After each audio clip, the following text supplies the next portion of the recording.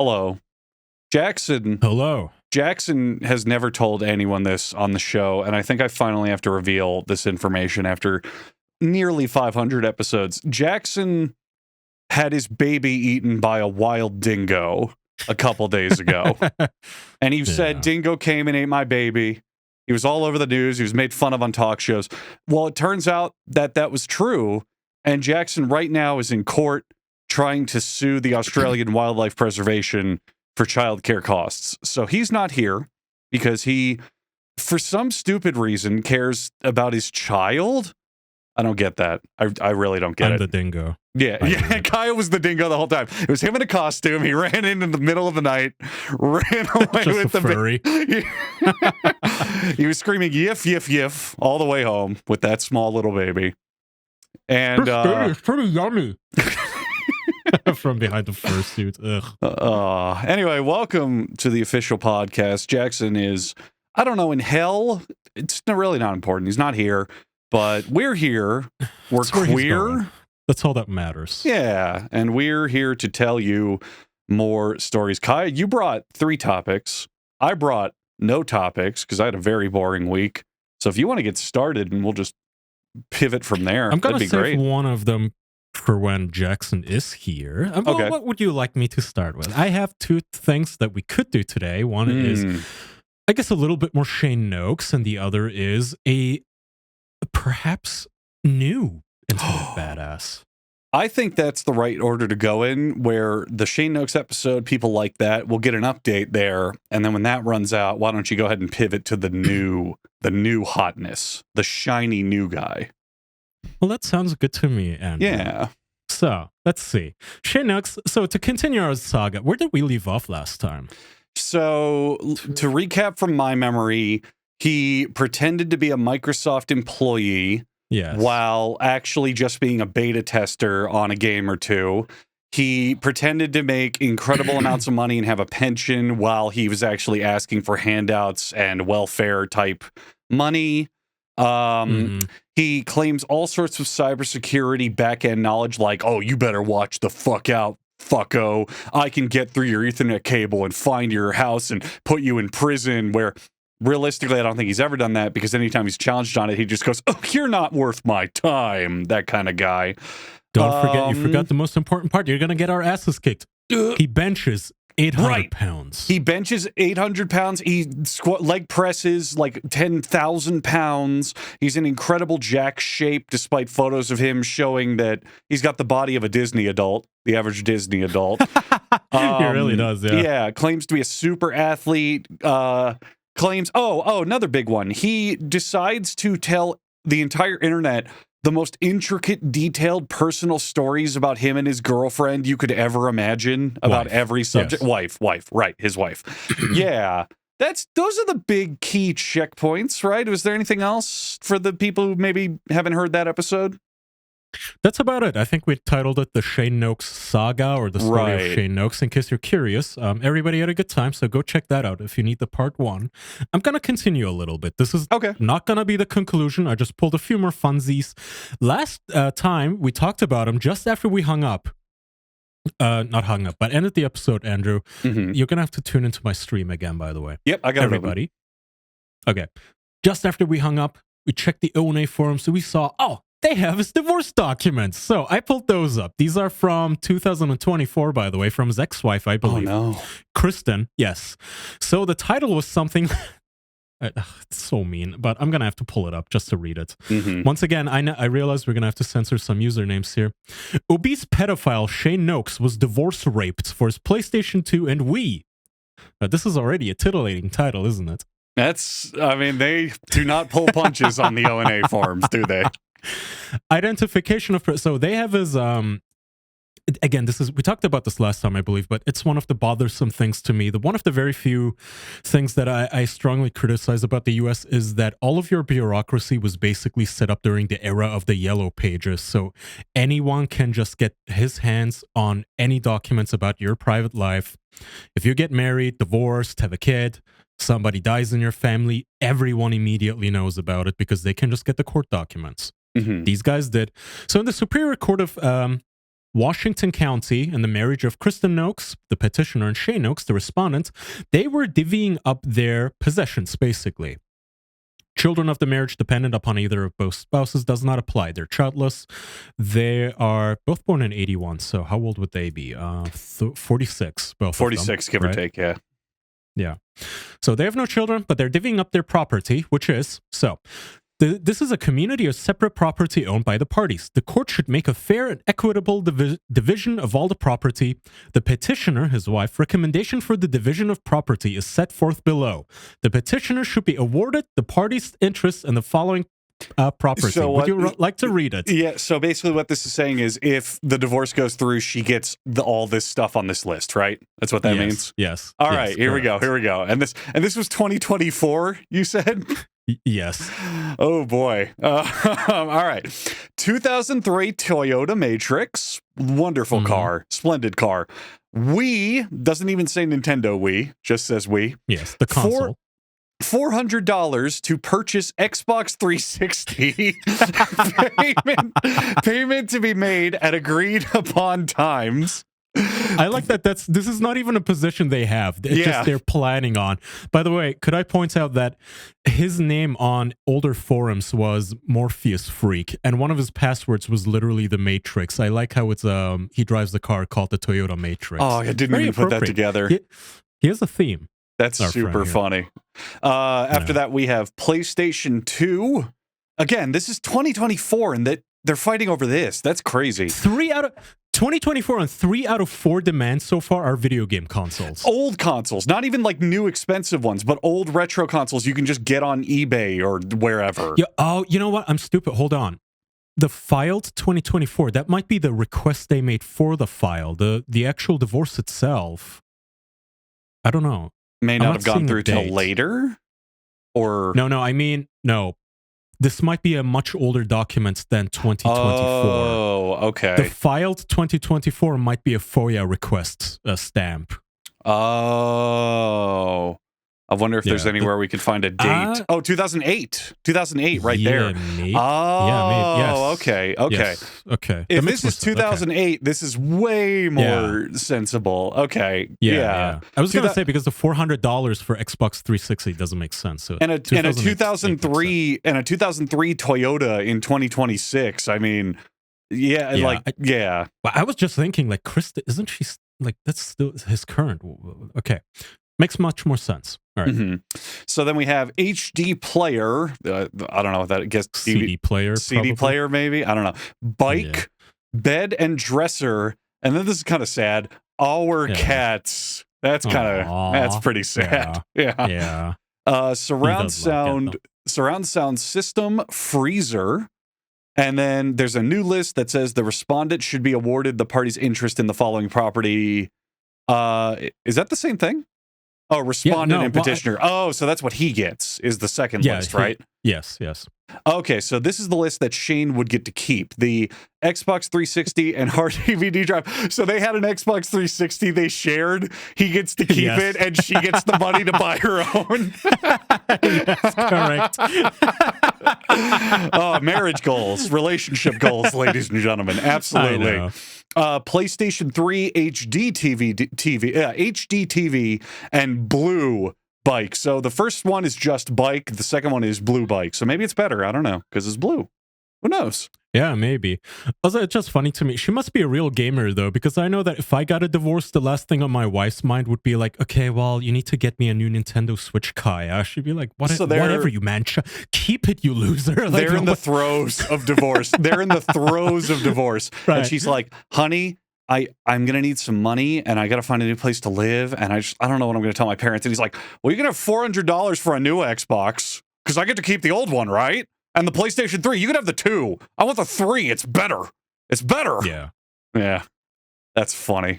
All right, he gets to keep the blue bike. Let's see. Relief requested. Divide the property and liabilities. Change name of wife to her first name. So she changed her name back too. This was dated 2009. 2009. So, okay, we're okay. correct. Yes. Yeah. Okay. We were correct about that. Let's see if there was anything else here. Last image. No, that's about it. That's the filing. And people were making fun of him for this. Which, okay, so I remember now. I put these couple of images together here like 2 weeks ago or something. The theme of his update today is that he has to respond to every little tiny bit of teasing. So everybody made fun of him for like, haha, look at this fat ass. They're like fighting over a Wii and a PlayStation. What kind of a loser are you? And you lost your car. Shane Noakes has to respond to all of this. So he responded, she got the PlayStation 2 and Wii. I kept the 360 and PS3. Our divorce, they own like everything. Our divorce was amicable, and we agreed upon the division of assets without issue. I don't give you much credit as it is, Bam. It's like some of the guys on the forum have like nicknames and stuff. But this was dumb, even by your standards. So is part of the implication here the joke I was making where she got the cheaper, less powerful consoles and he wins because he got the more flashy, expensive consoles in the divorce? Yes. Yeah. That is one. Now pay attention on the screenshot he's sharing. Captain Kamala, part of being wife material is screwing over losers. Bam approved. Now, this screenshot, do you notice something here? Where my mouse is? 1 minute ago. He replied only 1 minute after it was posted. He is actively browsing the forum, obsessively reading, which is something these cows do. Again, this is, we've always talked about for years now. Our prime example has always been Jordan Peterson with how he replies to his trolls and why are you doing this? The way these small-time lol cows do it that I've noticed is like they will obsessively browse their own threads. Like, you and I get a lot of shit, as you know, but we don't obsessively like refresh our, our Reddit threads to like respond on our own social media. It's pointless. But these guys, they're just obsessed with it. Yeah, we talked about that a lot with the Boogie sagas, where the biggest cure for any of this kind of stuff is just get off the internet. Stop replying at all. No matter how good they think their response is or how accurate they can correct misinformation, they don't realize it's only ever going to hurt. It's never going to help their case in any way. They just need to go away entirely. But they just can't stop. 1 minute ago alone, it immediately just makes you look like the dork. Yeah. So here again is somebody teasing him. Vizio Dash on the forum says, he focuses on her getting the decade-old gaming system, but not the car, the cats, the appliances, exactly. Yes. Come on. Quote, amicable, as in she had proof her income paid for everything while you sat on your fat ass and went negative on Halo 3 all day, and you had no arguments to keep anything else. God, these guys cut to the bone. They're these so insults fucking mean. Are brutal. They're so brutal, man. Holy shit. Like he didn't have to say, oh, you went negative in Halo 3, but he made sure to at least say he wasn't even good at the game. Like, you didn't have to say that part. It's so funny. Fuck. It's so mean. And do the PDX. I don't know what PDX stands for, by the way, but he says, I'll say this again, so maybe this time you understand it. I have neuromuscular issues. I don't drive. Why would I keep a car I can't use? Also, you think a part-time cashier art instructor at Michael's made more than someone at Microsoft? I roll. Some of the others are a little dim. You take the cake. No responses for you, kiddo, except this tweet he's making. Do you really think that my wife, who worked part-time cashier and art instructor at this Michael's, at this address during these following years, if you wanted to say hi to her, this is her shift and weekly schedule? Why does he give everyone so much information? It's crazy. Also, the answer is yes. You're on welfare. Why are you acting tough like you made money? This was one of the big themes when we talked about him the first time. Like, you're broke. Like, dead broke. Yeah. He goes to dentists meant for the homeless. And complains about it. Don't forget. And leaves them 0 stars. Because, which, I don't know if we really harped on it long enough or if we were tired and tuckered out by that point, but he went to a dentist meant for the homeless and those in like need. And they weren't even rude to him. Just the lady taking his blood pressure. You might want to go to a doctor and get that checked out. Like, this is dangerous. Your heart is about to explode. And he threw a fit and gave them a 1-star review. Yeah. For the free service he reviewed. So somebody, Rodeo Clown, with Patrick Tomlinson's father as his image, says, fat LARPing retard who plays violent video games and brags of murdering with a clear conscience doesn't know the difference between a contract killer, killing people willfully involved in a criminal enterprise, and a serial killer. Meanwhile, he wants us to ferret out the minutiae of his store clerk tech support roles that left him a bum on cash assistance at Microsoft. Solipsism at its finest. Explain what solipsism is for the audience. Isn't it like being self-centered and thinking you're the center of the universe? I really wanted to deflect because I don't know what that word means, and I wanted to try to pivot. I'll Google it. I'm pretty sure that's what it means. I can't believe I haven't heard of this.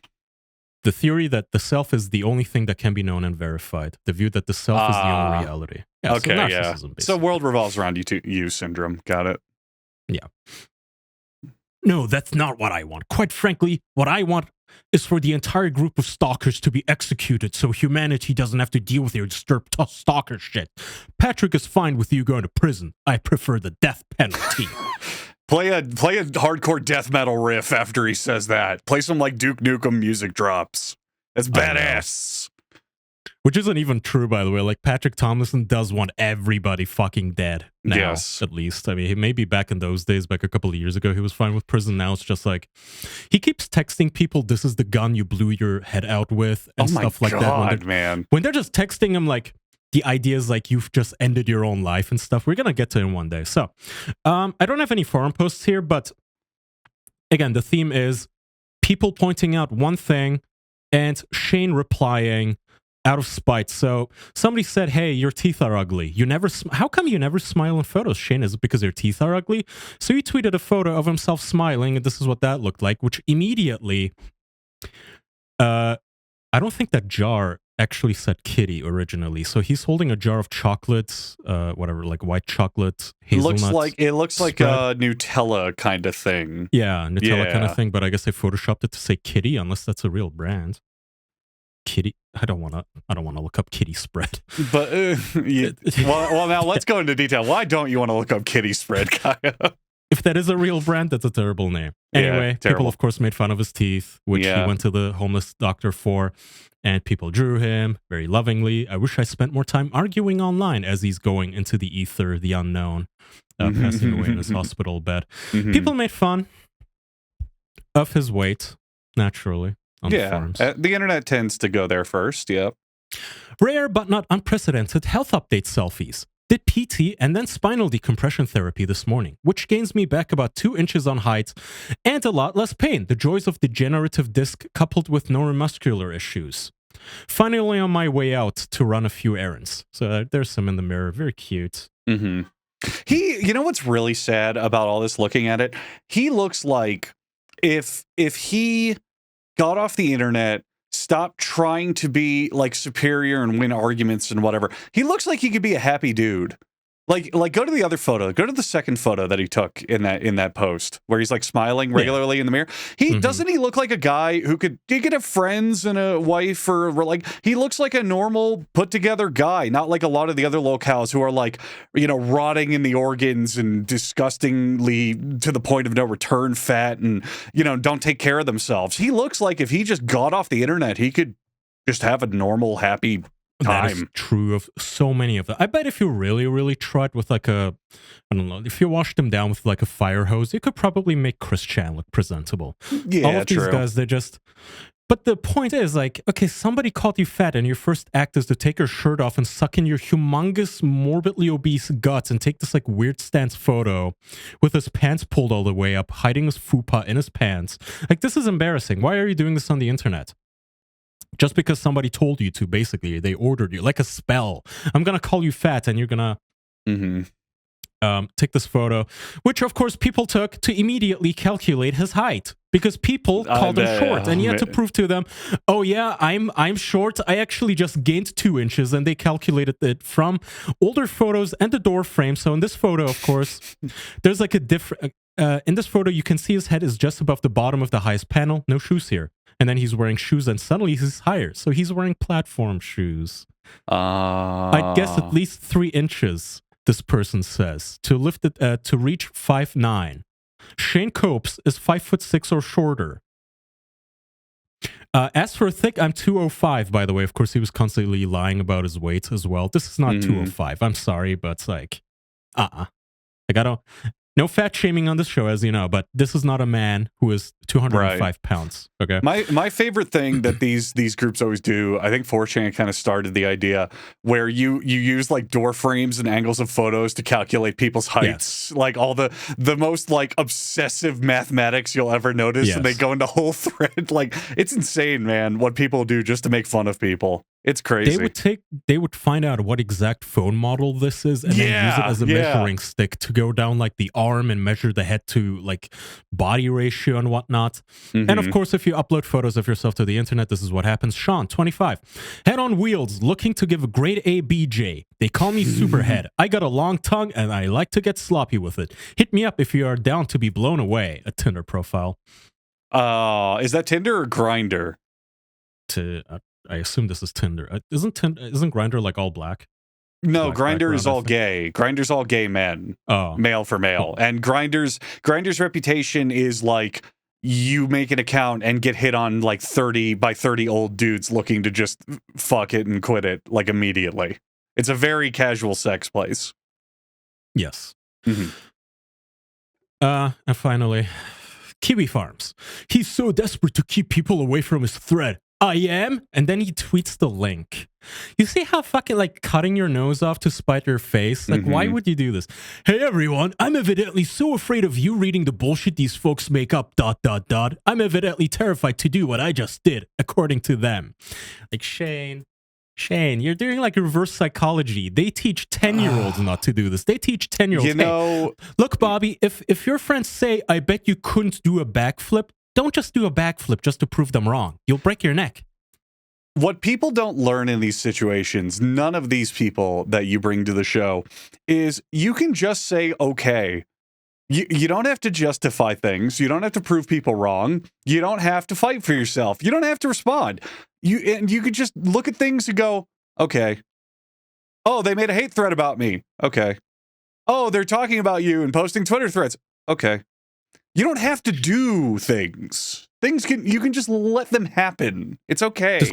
This could be funny if they were making actual shit up about, which they do, sure, they do make stuff up, but they also found your real divorce documents. Like they are also actually good at what they do, which is like psychotically doxing people, which is, why would you link to that? It is not smart. It is not wise. No. It's giving them the attention they want. All you can do is just say, yep, all right, whatever, man.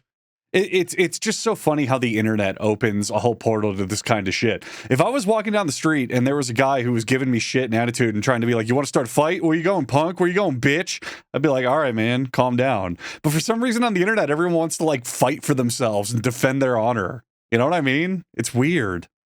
And show off to an imaginary audience of, I don't even know, just likes, anonymous likes. All right, so I hope that whets your appetite. For our main course lolcow today. Well, you know, you and I and Jackson, we had a talk and you said, well, I don't really like lolcows and drama stuff. I took that to mean that you generally don't like the whole YouTube sphere of, you know, the big players, essentially. Like, oh, what did Ethan Klein say today about iDubbbz and what is Hassan doing now and XQC suing this guy and this and that. I enjoy bringing people that no one may have heard of because no one besides like 50 people have ever even heard of him. Just what I prefer in content, kind of what you're saying. I like a good story. You know, I think if it gets to the level of, let's say, a Chris Chan, where it's like, hey, we found his elementary school yearbook. It's like, I don't care. Yeah, if you like Chris Chan, that's neat, but who cares? But when you tell the story parts of it, like, oh, did you see that he got arrested and he got mobbed by hundreds of people like Jesus on the mound while it was happening? Like, that's fun. That's entertaining. I like, if you're going to bring lolcows, to at least have like fun tales of things that happened. You know what I mean? I think that's a little more interesting, you know? Yeah. Did you fall down? What was that? No, sorry. I dropped my Coke. Oh, gotcha. My bad. You're good. Okay, so Well, there isn't a whole lot that happens per se, but I did find an old school Xbox badass for you. Again, Andrew, who has very, very tall tales of things that he pretend happens. So, pretend happenings that he claims, except he's not on Xbox. This guy is going to make Shane Noakes look like a cuddly Care Bear, a little wuss bag, in fact. So if you, like me, are scared of Shane Noakes, which he should be. Yeah, I mean, he benches 10 trillion pounds. I mean, you know what I mean? This guy's scarier. Please. He is an author. He is also one of the orbiter moons, little orbit satellites of Patrick Tomlinson. Please meet Joseph Mohammed Matthew Malik of the Pikuni tribe. And yes, that is his full name. He goes by Joseph Malik as an author. Joseph Mohammed Matthew Malik of the Pikuni tribe is an author who kind of dabbles in the same writers conventions as Pat. He's member of the SFWA, the Science Fiction Writers Association. I want to point out before we dive into who this guy is and why we're all going to get invested, that just from the single photo you've showed me for audio listeners, he has 2 books on display at what seems to be a book signing or a meet and greet or what have you. The first one is called the Dragon's Trail. I can't fucking talk today. Dragon's Trail. Dragon's Trail. And the second one is called The New Magic. And the covers of both books are just like medieval fantasy swords in the ground. Excalibur, basically. They're Excalibur visions, yes. This is the most generic writing thing I have ever seen in my life. You cannot make anything more unoriginal than what you are showing me right now in terms of writing. You forgot his awesome leather jacket, by the way. But yes, yeah, it is cool leather jacket. He's a sci-fi / fantasy writer and has several books now, and they're pretty well rated. I mean, Dragon's Trail has a 4.1 average rating stars on Goodreads. The New Magic, his second book, 4.2 stars. Stonelands, not so much apparently. His third book, I suppose, 2.5-ish stars there, 2.6 average rating. So, would you like to read this tweet in which he describes his latest book? Sure. Skeet. His latest... Okay, sure. Remind me to give you a copy of my latest gay subplot, anti-fascist themes, Navy SEALs, dragons, a magic portal, and a disabled BIPOC MC. So BIPOC MC... Right. What is it, though? BIPOC is something person of bipolar, black, something person... intersectional people of color? Black intersex person of color, I think, right? Black indigenous. Thank you, Chad. Yeah, black indigenous. So, black indigenous person of color main character and cleared by the Pentagon. That's right. That's one hell of a book, I guess. Yeah. Yes. Cleared by the Pentagon. Why would this man need Pentagon clearing? Well, let's continue with some of his skeets here before we get to his history. So, Joseph Malik skeets, reiterating that Stonelands is a woke as fuck military sci-fi novel tackling intersectionality issues in a modern-day special operations forces verbatim as I witnessed them, while supporting special missions units, plus dragons and horny elves.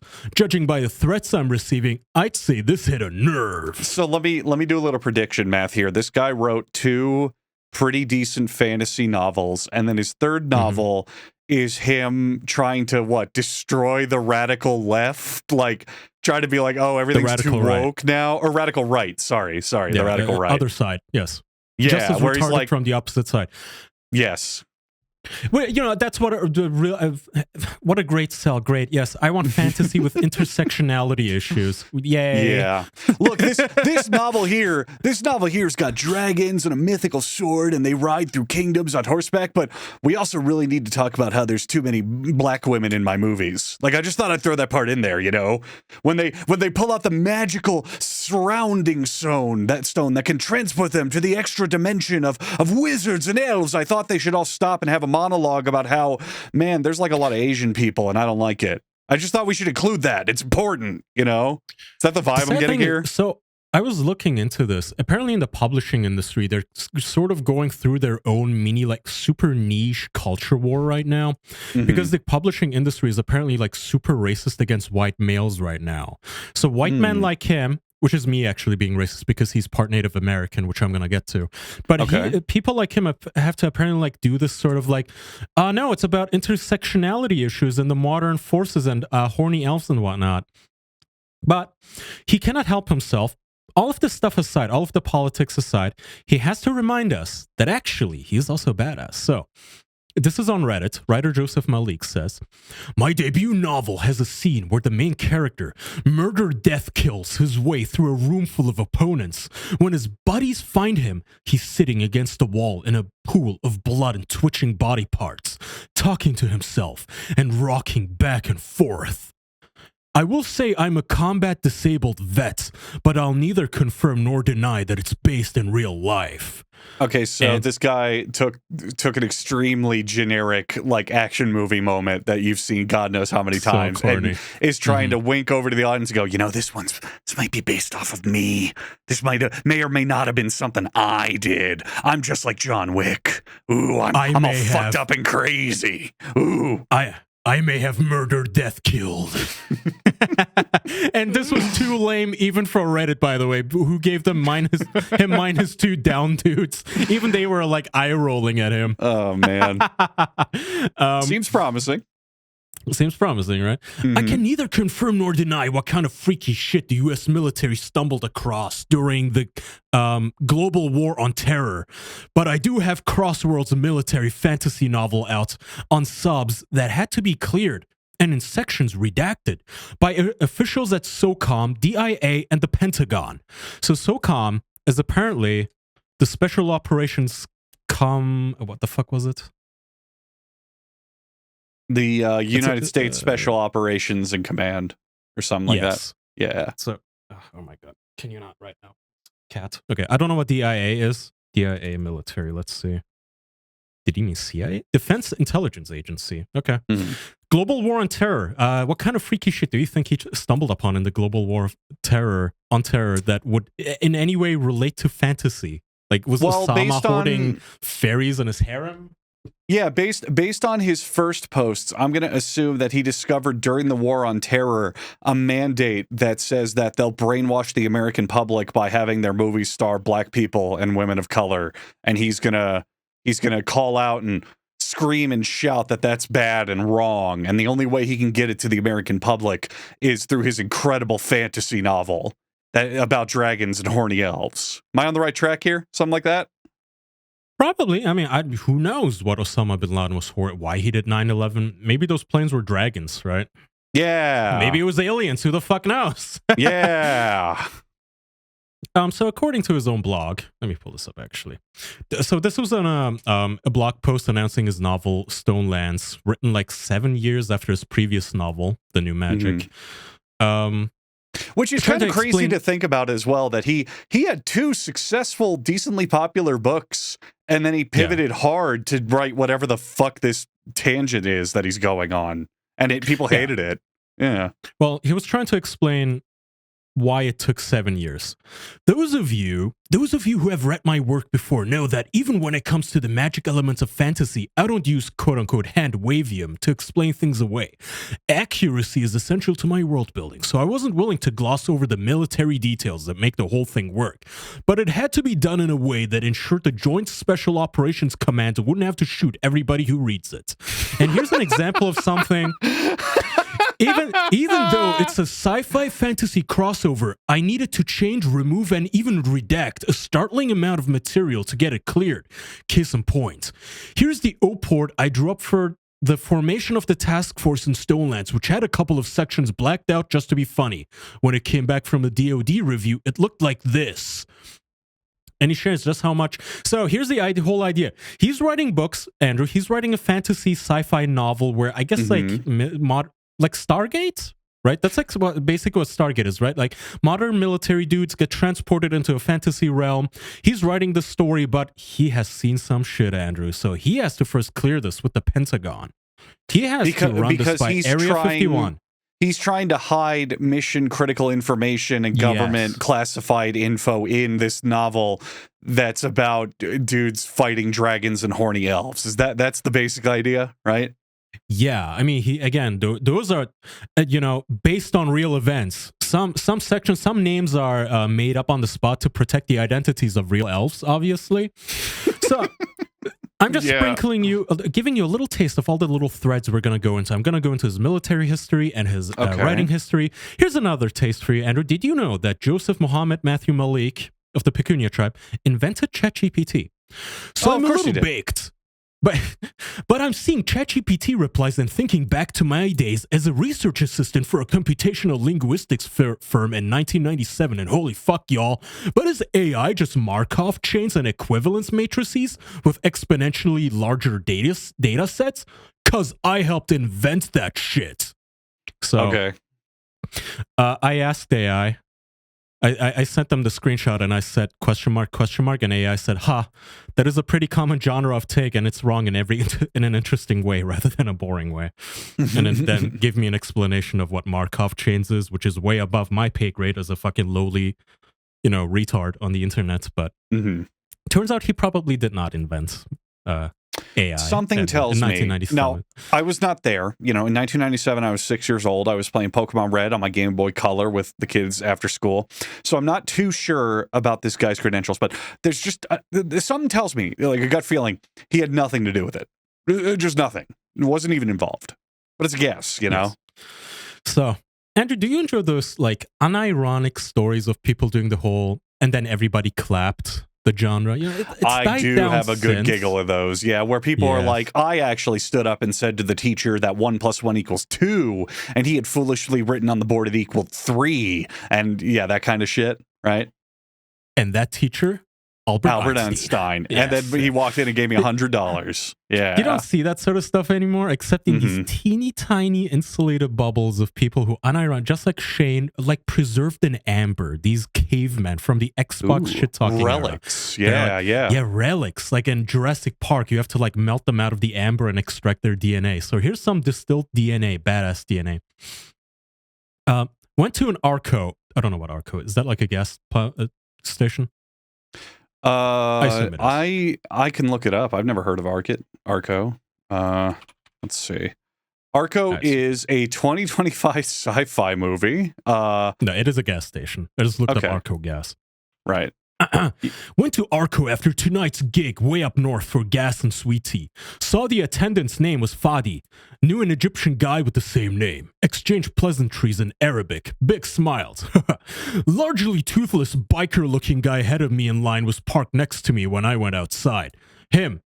I was gonna say something about you speaking sand N-word, but you look like you can handle yourself. Me. I can. What were you gonna say? Come on, what were you gonna say? Well, I mean, where'd you learn Arabic? Army Special Ops. I mobilized 8 times. Because I spoke a little bit of conversational Arabic, this big biker guy immediately knew to back down from talking to me. Oh, man. Also, who would say so that? Funny. So I was going to insult you to your face, but that's not a thing. They would just be quiet then if they were intimidated by you, right? Yeah. They wouldn't actively announce that they were going to insult you. What kind of a psychopathic human being walks up to someone and goes, I was going to say horrible things about you, but then I saw that you spoke a different language, and now I've decided to hold my peace. Like, what the fuck are you talking about? That's great.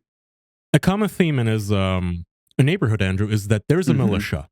And we're going to get there. He hates his fucking local militia, allegedly, that exists. Well, let's point out something important, though, before you keep reading these. This guy has fans. Like, his tweets get like 15, 10, 12 likes each, and only a couple comments. Yeah. Yeah. Well, so somebody is reading these and actually believing it, Fuck. Yeah. Well, I would imagine that the overwhelming majority of book readers, they probably just go on Amazon or Goodreads. They see a thing and they go, oh, that's cool. And they not everyone like seeks out the author on social media. Most people probably don't, right? Yeah. Well, that's a real thing to keep in mind with all of this. This guy has in his belt 2 popular, well-reviewed books and decided to pivot to this kind of shit. Like why? they probably review it because it's very easy. As far as I know, Goodreads is Amazon, right? It's an Amazon company, so it's integrated into your Kindle. So it probably says, hey, leave it a review. Sure. Most of them don't seek out Joseph Malik on Blue Sky, first of Blue Sky, like 7 users. Right. So yeah, he gets a few likes there. Most of them are not aware of this stuff. I would imagine most people probably don't even know that Stephen King has social media. They don't give a shit. They just like his books. So he's on his Blue Sky here. Driving into town, I saw a guy hiking in a plate carrier with plates and mag pouches. I pulled up and rolled down my window. Me. Where'd you serve? I didn't. Okay, hey, do me a favor? Yeah? Take your Nazi bullshit elsewhere. Somewhere else. You're not welcome here. We all need to be doing this. What a hero. So, according to him, in his own made-up story, he's the asshole. Just pulling up to some guy jogging in his, whatever, plate carrier, I guess a bulletproof vest or whatever. Am I mistaken here? Why can't you, even if you didn't surf, why can't you just like prep or have fun or exercise? If there's legitimate claims that he knows he's talking to like a white militia guy, I get it, but to just approach a stranger and assume, like, I feel like there's a lot of story here we weren't given, you know? Yes. Well, there's a lot of context that is basically just him replying to people. It's this normal circle jerk, right? This Blue Sky, keep in mind. It's always just like, the fucking Nazis, this, Nazis, that, and he just quote tweets everyone with his own made-up stories. Whatever it is, he might be replying to something that actually happened, like people having a political discussion about, hey, here's this like messed up guy in my neighborhood. And comes Joseph with his fantasy stories. I live near someone like this. Dude goes to a church where women don't wear pants, do their hair, or wear makeup. Called me once because there was a, quote, black guy on our road. Me. Yes, he's with Fish and Wildlife, looking at the plants you've introduced, which are spreading into my fucking yard. What? Which, yes. So, allegedly, according to him, someone called him to complain about a black guy on their road, in their neighborhood, I guess, which I don't know why they would call Joseph about it. Right? Like, why? Okay, so why is the racist guy calling you for help? And I guess he chewed out the guy and said, yes, he's for Fish and Wildlife because you're introducing weeds. It makes no sense, though. The guy, if Joseph is this much of a confrontational badass, why would he let him plant plants, then allow them to slowly grow into his property without ever saying anything? Because he was saving up that one-liner. He was like, man, I could say something now and stop this from happening, or I could wait until he calls me about the black guy on the road and really hit him with that zinger saying that he's there to take care of your plants that I let grow there for months. It doesn't make any sense. Nonsense. Because it didn't happen. He just wants to say, yeah, I stood up for a black guy. In all caps, by the way, which is so fucking weird. Yeah. So next tweet, he hates piracy, Andrew. So all of these people, by the way, that we're going to talk about eventually, like Shane, well, maybe not Shane, I don't know about him, but Patrick, Joseph, because they're all writers, they fucking hate book piracy, which you would imagine would be like, arguably, I'm not saying it is right, but arguably is the most defensible piracy, right? Like literature spreading. You would say, like, even if you're against it, you would have to argue that it's the least of the evils. Because if you're pirating a Netflix thing, that's not, like, essential, right? Book piracy, okay, well, you know, medical textbooks and school books. Every student I know basically uses piracy at some point because they're fucking expensive. He hates them.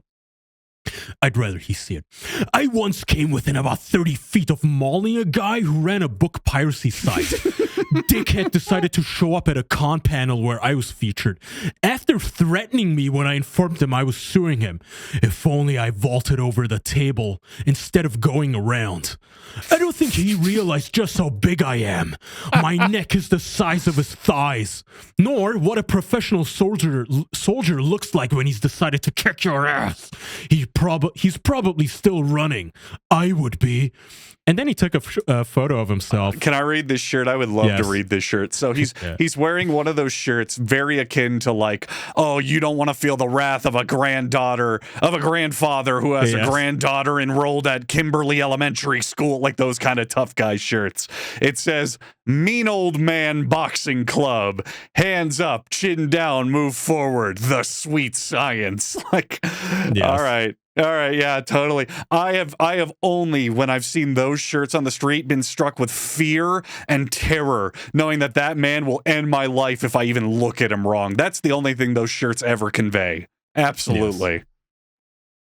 Don't give useless thieving shitheads any air. If you meet someone IRL who brags about running a book piracy site, do what I did and chase them out of the room pissing themselves. And everyone else, clapping. Yeah, everyone on Blue Sky was like, here's $10,000. Oh my God. More assorted bragging. Guy across the airport bar literally telling a woman he would have joined the military, but the first time a drill sergeant got in his face, he'd have kicked his ass. Oh, I will not get into a fight in an airport. I will not get into a fight in an airport. I will not get into a fight in an airport. He's like telling himself. It's funny you can tell a signature style, because that could be something you overhear at an airport. Like you walk across the airport bar. Yeah. Some drunk dude is like, oh, I'd totally join the military, but if a drill sergeant tried to mess with me, I'd kick his ass. Like, that's a funny story, but Joseph needs to insert that second half of, I'm not going to fight him at the airport. Ooh, I'm going to hold back the Joseph Malik rage on this one. You can tell that, like, he's got this, like, tone he loves to present to people. That's right. Yeah, you're right, actually. That's kind of hypocritical. Yeah. He's doing the exact thing. He's doing the, like, I would never take shit from anyone. I would, like, blah, blah, blah. Yeah. Okay, this is one of my favorites. Me sends vitals of internet troll who just threatened my family to attorney and agent. Carbon copying wife. Wait, someone threatens us? Us? Do they know you? What the fuck? Me. They think I fudged the military stuff on my author bio. Her. You did. Downwards. Unlocks gun safe. Okay, what do you need? Oh, it's so cringy, isn't it? Oh, I actually almost got goosebumps. This guy watched Mr. and Mrs. Smith with fucking Brad Pitt and Angelina Jolie and was like, that's my life. Right there, that's what I want. I want my wife to be a hot gun-toting baddie. Oh, that's like a fucking college kid's fantasy. That's embarrassing. I know. God damn.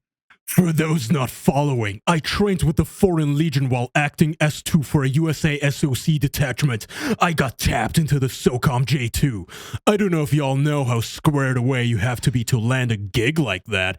Hundreds of dossiers in a stack for one billet. I got it. This man, we need to track this down. This man may unironically be the originator of the "what the fuck did you just say about me, little bitch" copy pasta. He might be the one guy who started it. He might be, man. Like, there's evidence. Fuck.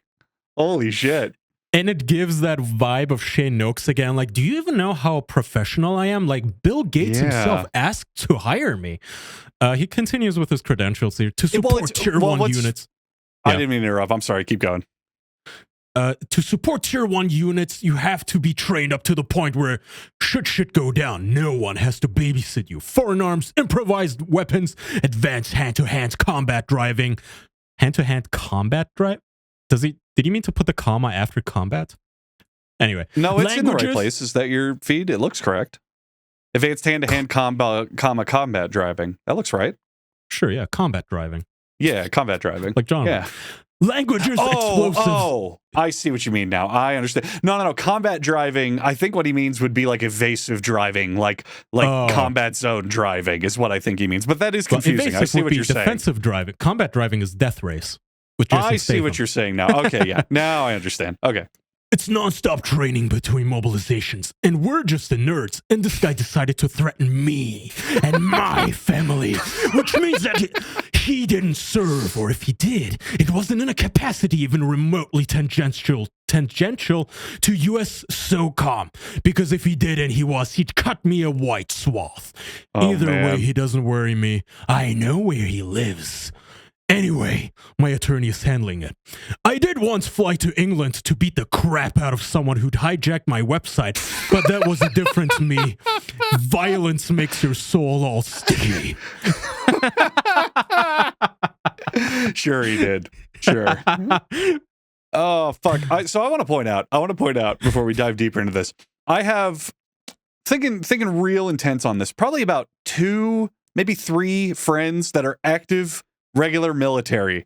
Like truly, they serve in the army or an armed forces unit or whatever. They actually get it deployed. They go out, they do tours, whatever. I've been friends with these people for many years. What I have learned from actual military people is they don't care about any of this shit.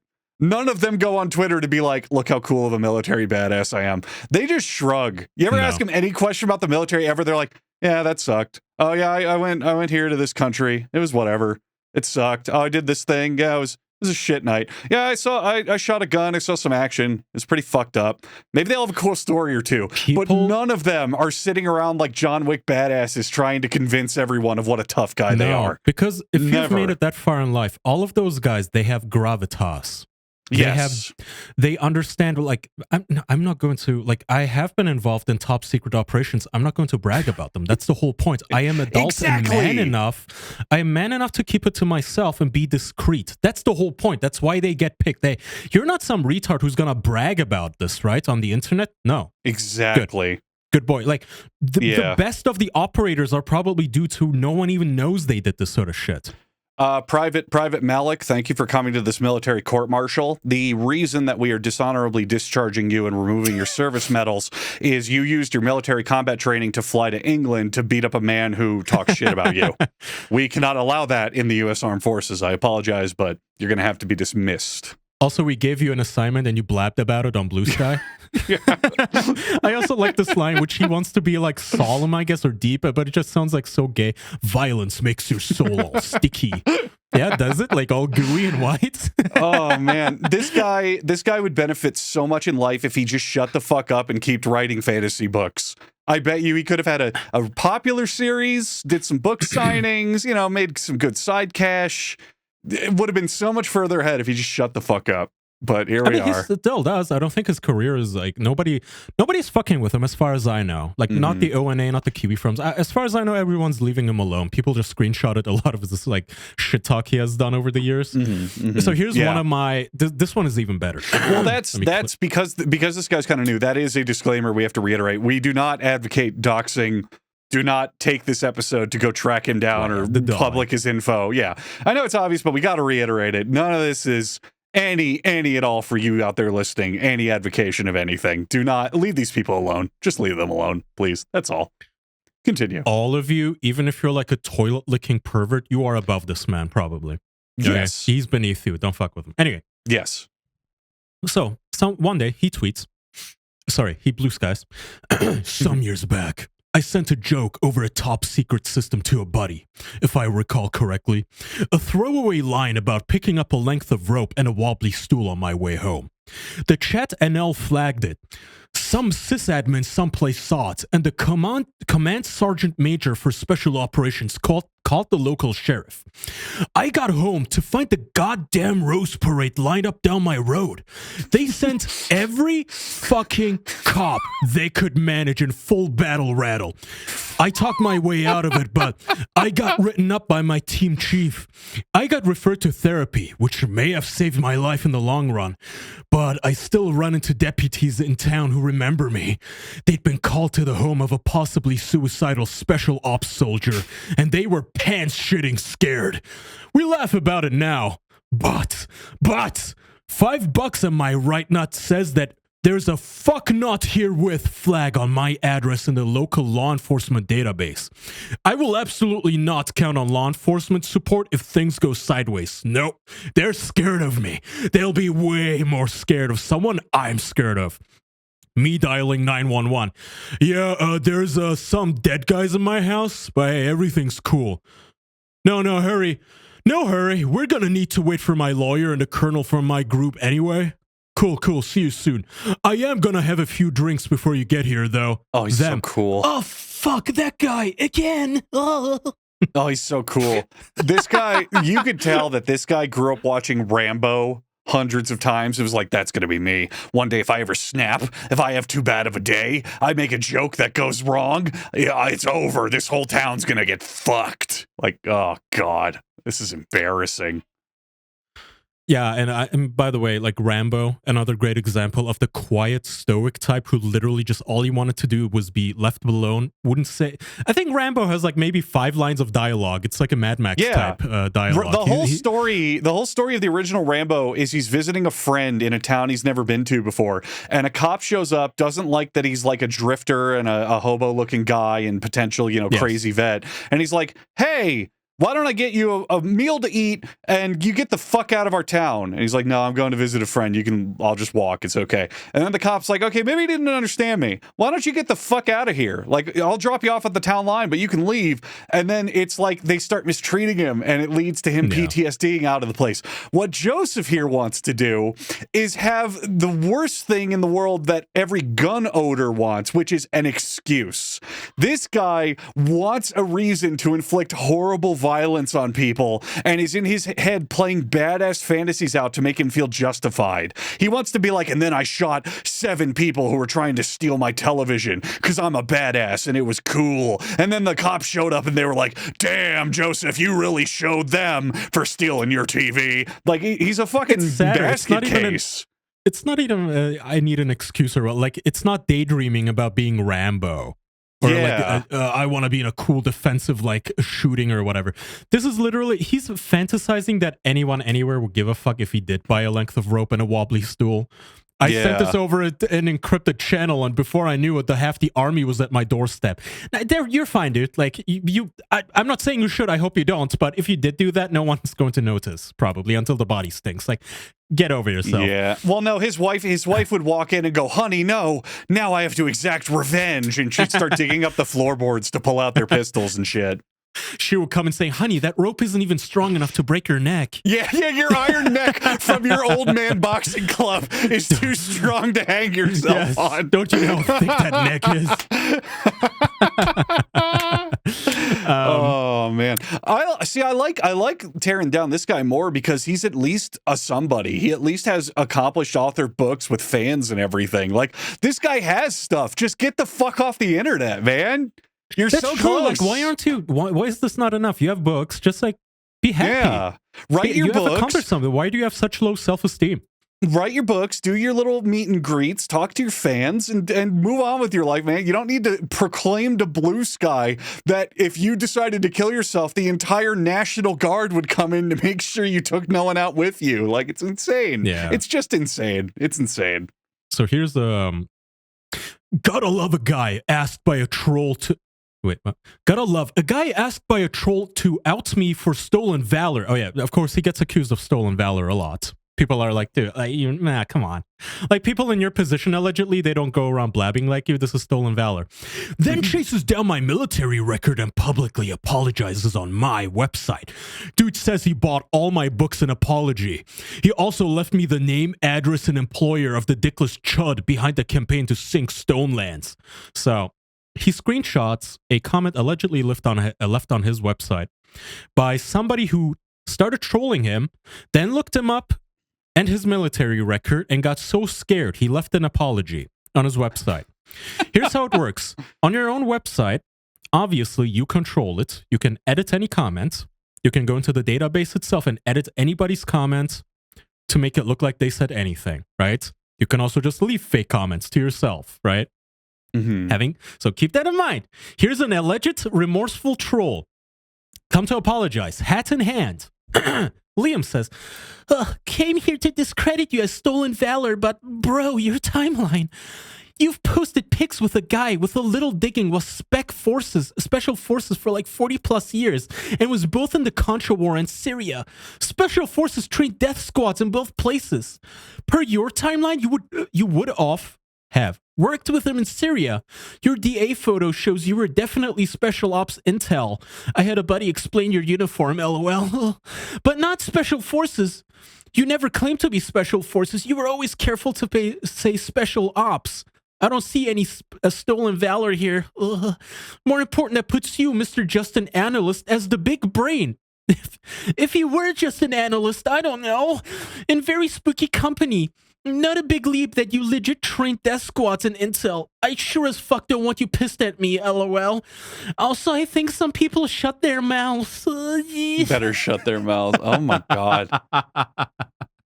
Oh my God. Yes.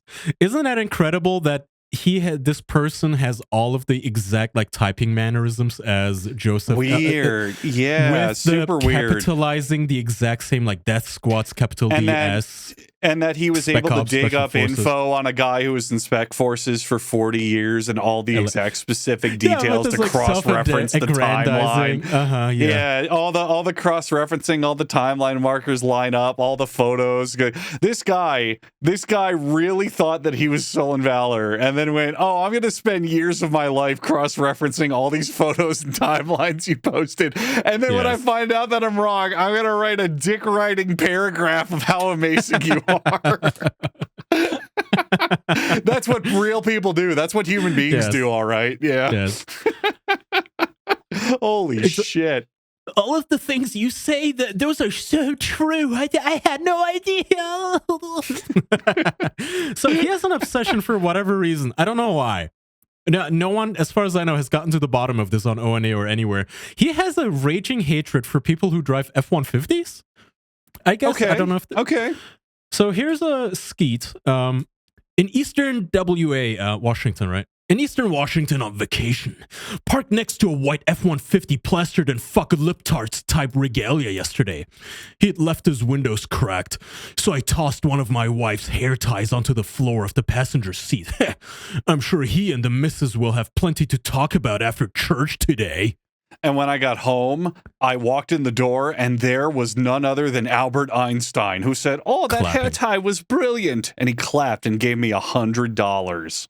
Yeah, that was a good one, Joseph. This is word for word, something someone would post to R-Funny on Reddit for karma. Word for fucking word. That exact kind of story.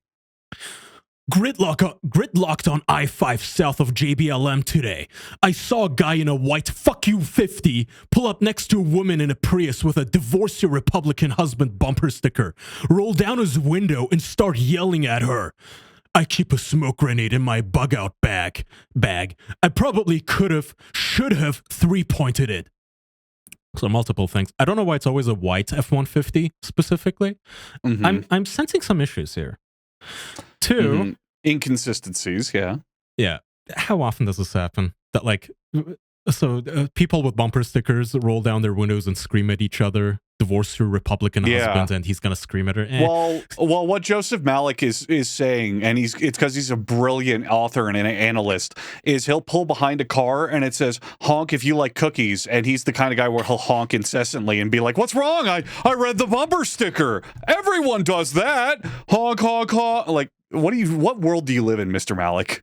What fantasy realm do you live in?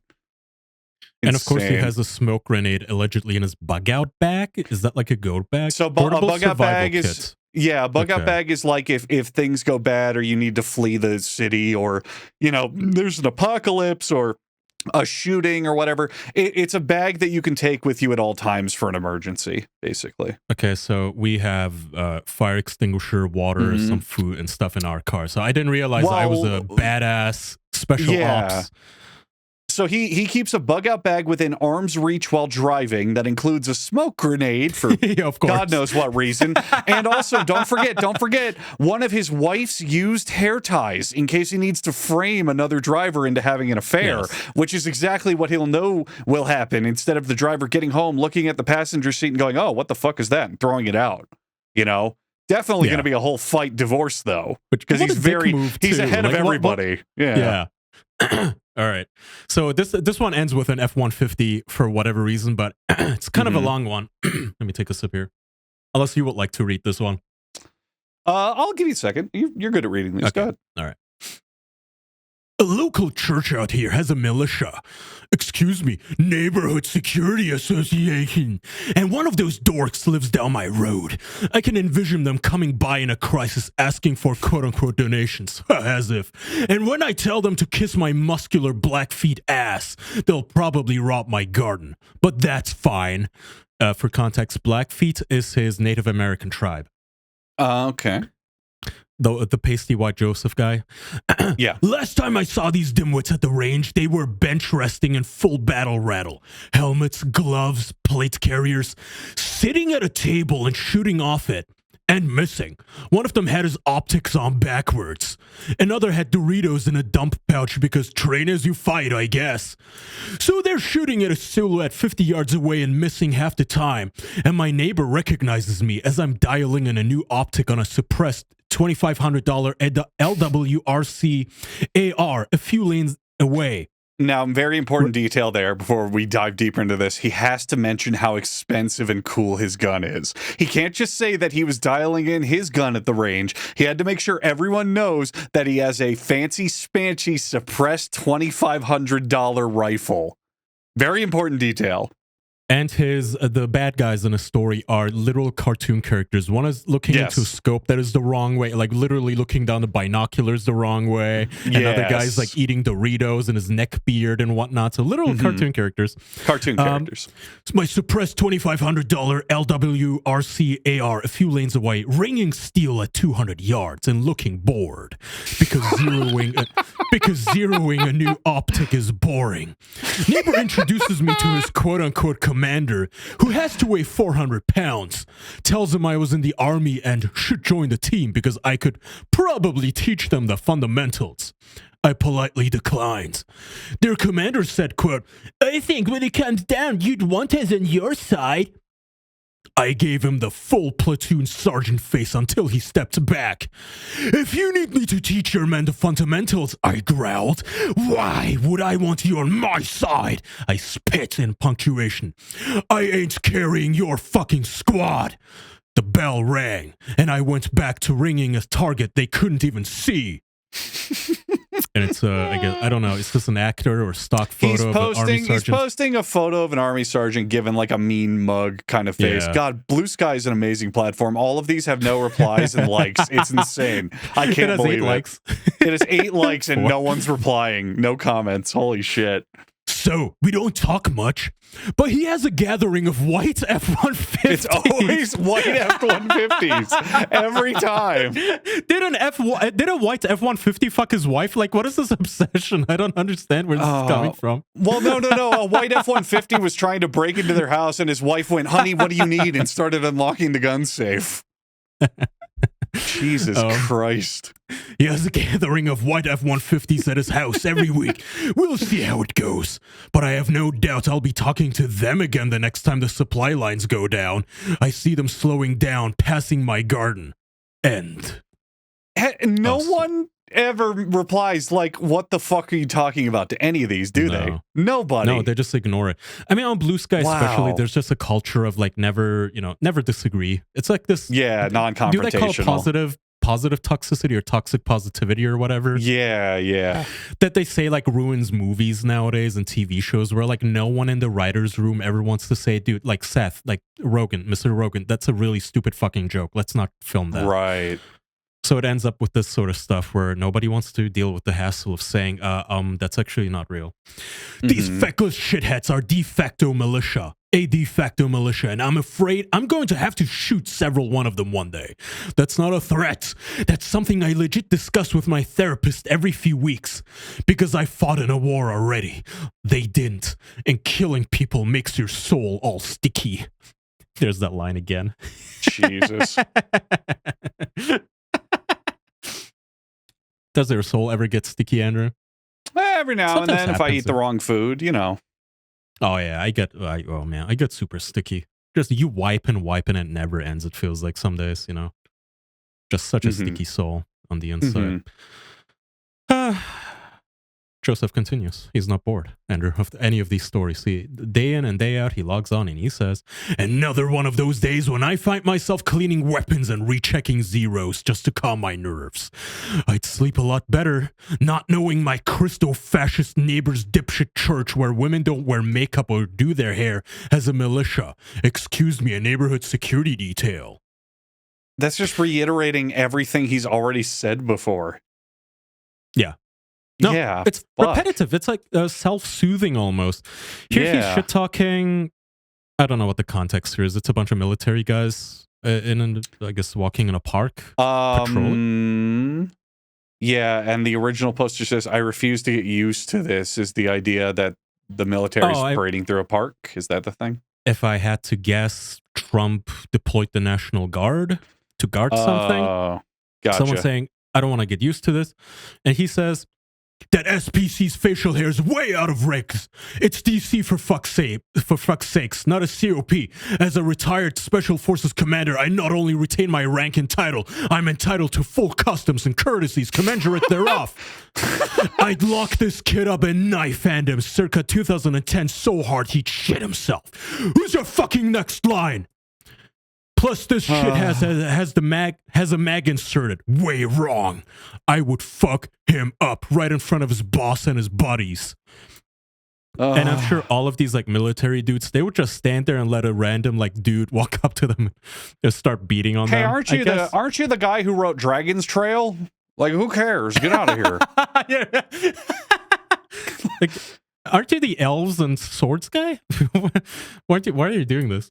Jesus fucking Christ, man. This guy's gotta just go away. And in a bout of irony, of course, he says, "Anybody who tells you he's going to punch you is never going to punch you. At least not very well. They've almost certainly never punched anyone. Tuck your chin, let them break their hand, then laugh." How ironic. How ironic. This guy going around telling everyone, "I would beat the shit out of you." Here's another shirt shot. Okay. It wasn't intentional. Somewhere between stunt work, boxing, and special ops, it just kind of happened. I walk into a bar, they think I'm the new bouncer. I walk into a party, they think I'm either an ex-professional fighter or an Eastern European mob enforcer. It's an aura thing. I'm working on it. With a shirt that says SOCOM, so Special Operations Command of the United States. Yeah. This guy is tiring. He's just exhausting. Yeah. He is. He's very it's very exhausting. He brags about his wife. Now, I've done something nice here, since as far as I can tell, his wife has nothing to do with anything, so I will spare her. I have censored her face. But he does bring her up. Just like Shane, for whatever fucking reason, he decides, I need to jump my family business everywhere. Also, I'm married to a former Swedish TV star who's so hot, it's like looking through a jet engine. Do kegels and take a shower. Well, that's not a nice thing to say to your wife, Joseph, at the end of that sentence. Why would you tell her that? Yeah, it does kind of look like he's just telling her. Yeah. People looked into it. She was not, in fact, a TV star, a former Swedish TV star. She appeared in one episode of a Swedish like a soap opera? Oh, game show. Okay. Yeah, she was a contestant on a game show, apparently. She's not bad looking. There's nothing wrong with her. It's just very kind of douchey to brag like this. I'll give him... accidentally got his cheek. Yeah, I'll give him like a little bit of points. At least he's, positive about his wife and supportive and nice. But you don't need to fucking like gorilla out and be like, oh, me mate, best mate. Me, you mate bad. Me, woman, good. Like, oh, come on, dude. That's always so douchey when people... It's like... Yeah. Oh, yeah, well, yeah, you think that I'm not married and I'm a loser? Well, here's my wife. Look at all the fucking photos of my wife. He's like posting fucking news articles, by the way, for all your listeners. He's posting photos of her in news articles. Whatever, I don't speak fucking Swedish, so I don't know what it says. Which one? That photo in the bottom right of them posing together for something where he's like mean mugging the camera a little bit. He doesn't look jacked. You would think the stories he's telling where he's like really intimidating and has an aura about him going to nightclubs, you think he'd be like absolutely ripped and huge. He looks normal. He looks like normal muscle mass. Not at all anyone I'd be scared of, No. If he walked into a bar, I would not be like, oh, there's that ex-fighter. yeah, exactly. Are you a mob boss, sir?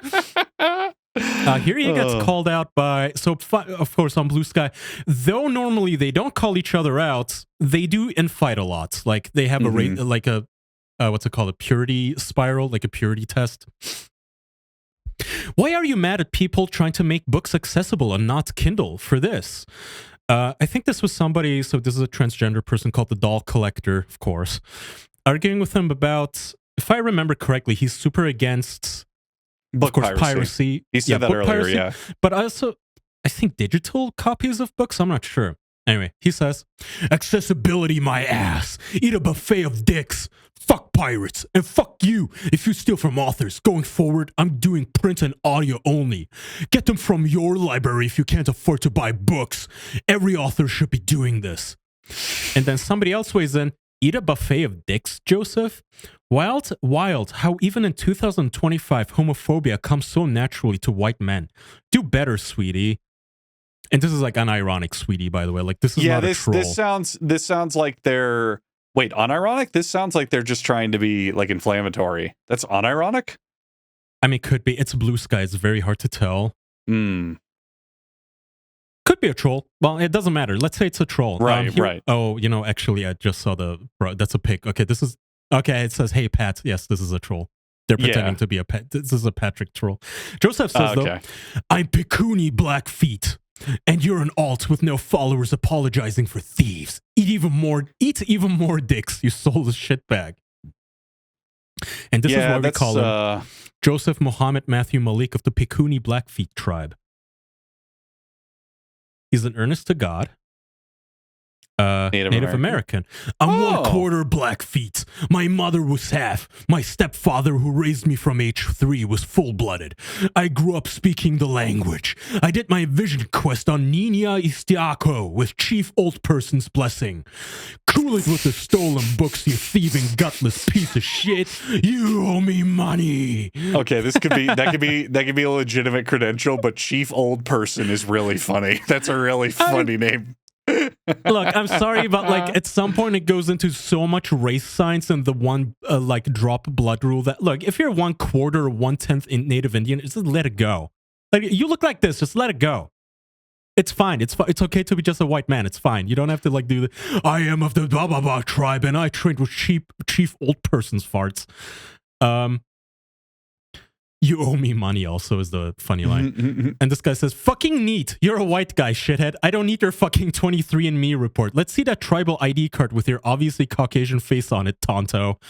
I don't know what Tonto means. Is that a slur for... Tonto is... I don't know the specific reference, but I believe he's a Native American character from old television who was like a very large, imposing Native American dude.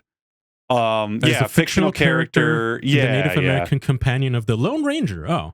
Lone Ranger, that's it. I couldn't remember the show. Yeah, he was the sidekick of the Lone Ranger. That was an old cowboy western, and Tonto was kind of like a token Native American. He was like big, strong, silent, stoic. Like he's kind of like that stereotype of that kind of dude.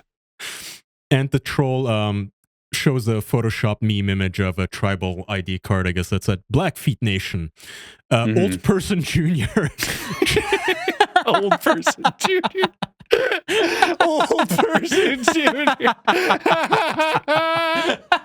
Old Person Junior.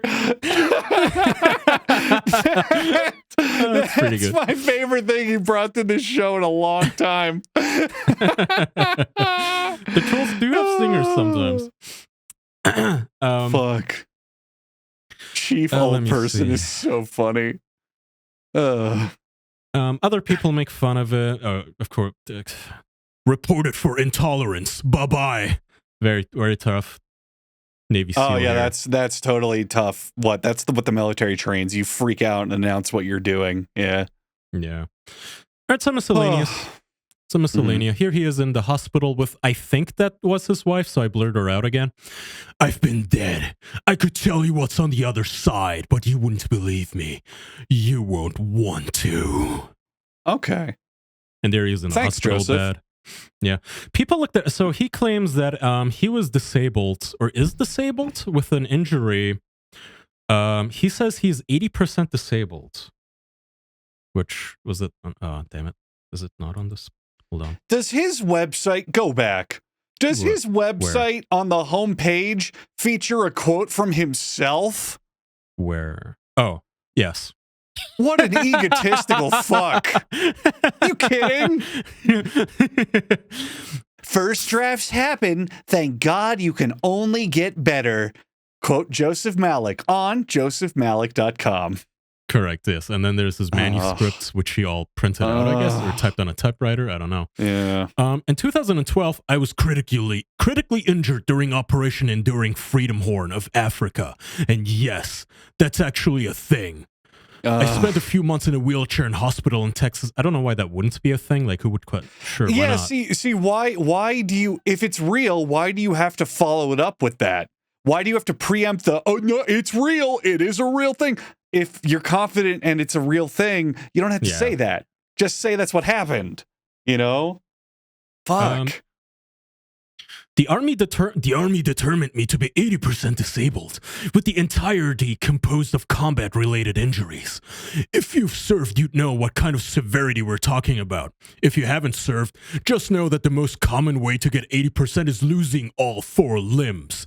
Having PTSD and committing suicide because of it gets you 70%. The army... You mean attempting suicide? I think committing suicide will get you 0%. You'd be dead, right? So if you're dead, you're less disabled than a disabled person. All right. The army rates you 100% if you're in a permanent vegetative state. I don't think that's something to brag about. Like, are you retarded then? What? Okay, 80% disabled. Very cool, though. And the hospital shot, by the way, is I'm in a hospital bed with bloodshot eyes, looking like a little demon. Nobody knows what had happened. Somebody on the forum said they found it. I couldn't look into it too much. They said he had a heat stroke in 2012. Chet says Army poor LARPer. Baby. Huh? He's a poor baby. He got a little too hot. He didn't have too much water.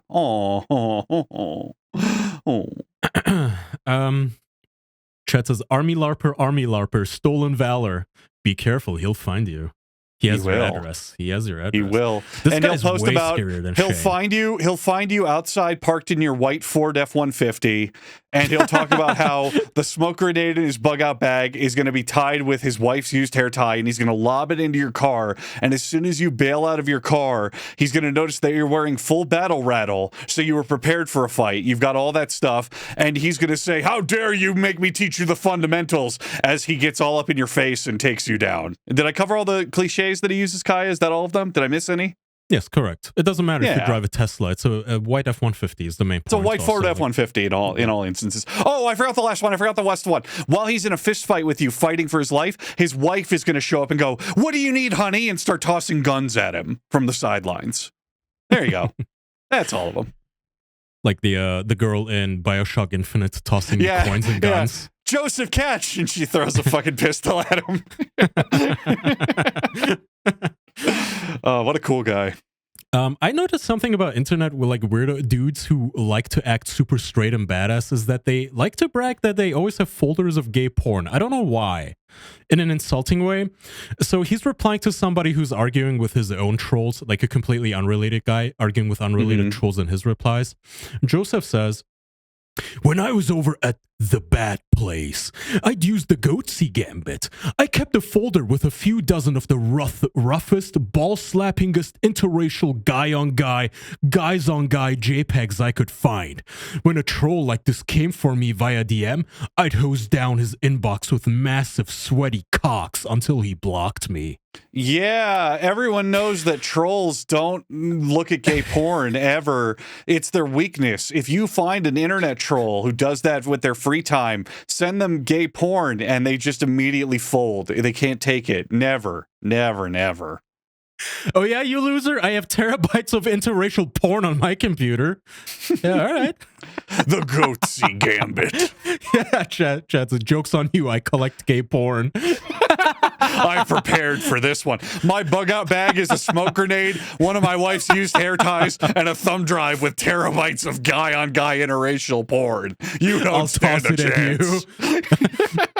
I have a Batarang with a little USB slots that I'm going to put it into, and I'll toss it in your fucking car. It slides in perfectly. He's trained for months to get it to go into their computer. I was at the range logging into my new site on my $25,000 gay porn thumb drive when these guys approached me. He's just so explicit about it too, like the most ball-slapping interracial guys-on-guy JPEGs I could find. By the way, so he's like, how much time did you spend looking, Joseph? he lives in the most stereotypical male tough guy fantasy delusions of like, I bet if I hit them with gay porn, they'd run away like scared little girls because everyone knows gay porn is yucky and awful and you can't even look at it. It's like frat boy fantasies. It's like male Cro-Magnon man brain and shit. Like, oh, you don't know how fucked up I am. You think you're like funny and fucked up. Yeah. Well, have you ever seen a black man have sex? Okay. Did you know a black man and a white man can fuck each other? You're about to find out. Oh God, his brain is like 19 years old. It's amazing. It's a trope though. Like Patrick Tomlinson would do the same thing, where at some point he bragged that whenever a troll would send him an email, he would reply to the troll with a selfie of him holding a gun and naked, holding a gun with a rage erection, and that it would allegedly scare his trolls, which like. Probably, maybe, I don't know, but it's like such a weird thing to talk to brag about is, yeah, here's a hard cock. Okay. you gotta get the Patrick episode lined up, man. You keep like alluding to him like he's the final boss. Yeah, he is. I'm setting him up like Thanos in this Marvel Cinematic Universe of internet badasses. Yeah. The stupidest way I've hurt myself? Boy, that's a toss-up. Kicked by a camel, rode my bike off the roof of my house, having sex with a seagull while taking Diana Ball and Andro, and my penis exploded. Diana Ball, I don't know, is that like a steroid? Like, yeah, maybe a erectile pill. I haven't heard of it. Is that something you brag about? Muscle also, growth. No, anabolic steroid. Anabolic steroid, yeah. Yeah. Does that make a penis explode? I guess. All right. I really do think the third one he's just posting to be like, yeah, I had sex so hard I hurt my penis. Whoa. Oh, for sure. Hold on. Do I have a sex haver tweet? He tweeted or zeeted something like, hold on. Damn it. No, I don't think I have it. Why do I not have that in my... He tweeted something like, yeah, when I was 13, I snuck out of a little girl's bedroom or something. Like, the first time I had sex, the first time I got in trouble was when I snuck out the bedroom of this 13-year-old girl. It's like... But he worded it in the weirdest way, where like, first of all, why are you bragging about this? And two, yes, we get it. You have sex. You had sex early. Okay, cool. Good for you. That tweet was about a story of 2 weeks ago, by the way. Yes. It's a recent tale. He was a musician, Andrew. Oh, he was a musician. We got something in common. Okay. So I'm face blind. I have no idea which one of these dudes he is. That's oh boy. So I would like to show you. Well, we gotta go back. We gotta go back because for audio listeners, I need you to imagine the most like 2000s. Like 90s, 2000s, like goth band or new metal band looking dudes you can possibly think of. Like Evanescence looking types or Linkin Park very wannabe twinky. Types. Not even Linkin Park, emo-ish. Like 9 Inch Nails-ish. Yeah, emo-y kinda almost. Like if this was in the 80s, their band would be called like The Unforgiving Sunlight, and their first album's title would be like I Make Sweet Love to You on the Sands of Dunes. Like real new wavy hippie fucking emotional manipulative of teenage girls type music looking fellas, you know? Yes. That kind of shit. Now let's talk about Twink Death real quick. He played the saxophone for some reason. I don't know why. So here's some. Says that's a fine choice. I'm fine with that. Yeah. I mean, if you want to describe him, he's like he has that mild eyeliner, I think. He looks to be like maybe late 20s here. That is a saxophone, right? I'm not like uncultured. That looks like a sax. Like a sax. He is not scary. Yes. That's the main thing. He's wearing a seashell necklace. It looks like, unless that's the frills of his shirt. Is that just the shirt? Might be a shirt. No, that's a necklace. That is a necklace. Yeah. He's not scary. He looks like he stepped out of 1990s high school. Like he's got the necklace. He's got the messy kind of shaggy haircut. You know, he's not jacked. It does look like he's in shape, but he's definitely not like huge and strong, intimidating looking. He looks like if the guy from Green Day held a saxophone. Yeah, it kind of just reminds me of the Green Day singer when that guy was young. Billy Joe Armstrong, I believe. Kind of with short hair. Like this guy. Yeah. He looks like he's trying to be Green Day. He really does, except he plays the sax instead of a guitar. He does look like that look very strongly. My headshot in my 20s, holding a saxophone. I look like Donny Osmond and Tom Cruise collided at sufficient speed to fuse. So, I am not fucking with you. This is the same person, okay? I want you to describe him. This is Twink Death. Not fucking with you, same person. Go ahead. Oh my God. Oh my God. Joseph, what happened? Okay. So in his 20s, he looked like a dude who probably knew how to talk women into sleeping with him, probably got a fake degree at college just so he could hang out and party and listen to rock and roll music, probably didn't really know what he was doing with himself, maybe kind of hung out at parties, didn't say much. In his current age, he looks like the guy who goes to the local bar, picks up the menu, and goes, "Ooh, honey, look, they have ciders. Maybe we should get a little crazy and try one." He's got a hunting cap. He's gained like 50 pounds. He's looking a little rough compared to what he used to look like. He says Donny Osmond and Tom Cruise collided, and I guess then they collided into George R.R. Martin eventually. George R.R. Martin. Yeah, yes. Take that Billy Joe Armstrong look, smash in some George R.R. Martin, some Santa Claus, like if he shaved his beard a little bit. Like, yeah, he's a little rougher looking, little weathered. Not just older. You can get older, but he looks haggard a little bit, a little beaten down by life, I would say, by this point. Yeah. I had some musical tweets, but I don't even know if these are worth bringing up. Do you know who Tom Petty is? I do, and a lot of our listeners would. He's a very famous rock and roll musician. Okay. This is just me speaking as a professional musician who deconstructs songs mathematically in front of a cheering crowd in real time for money. I see the moving parts of pop songs the way few people do, and his songs suck like what you like, but Christ, I loathe Tom Petty. All right, buddy. So hi, I play guitar. I've been playing for give or take 10 years. I've done songwriting. I've looked at music. You are not the first. I'm sorry to say this to you, Joseph. I'm really sorry to say this. You are not the first human being to say that popular music is bad. I know. Joseph's probably listening to this episode. I don't want him crying tonight. I don't want him to freak out and throw a smoke grenade with a hair tie into my Ford F-150. But if he does, I just need you to know, Joseph, you're not even remotely the first person to ever say popular artist not good instead of popular artist good. Crazy. Just think about it. Self-reflect on it a bit, Really give it some thought. Be careful. Be careful. I'm sorry. Nuke you from orbit. I'm trying to be nice. I'm just trying to be nice, but maybe someone had tell him that, popular music bad, not a new opinion. Someone had to just bring it up. I'll be that guy. Sorry, man. I'm sorry. Give me one sec. I'm trying to find a specific one here, but I don't know if I... Okay, let me stick with the music one, I guess. It's such a pretentious thing, too, man. Like, everyone knows pop music is simple.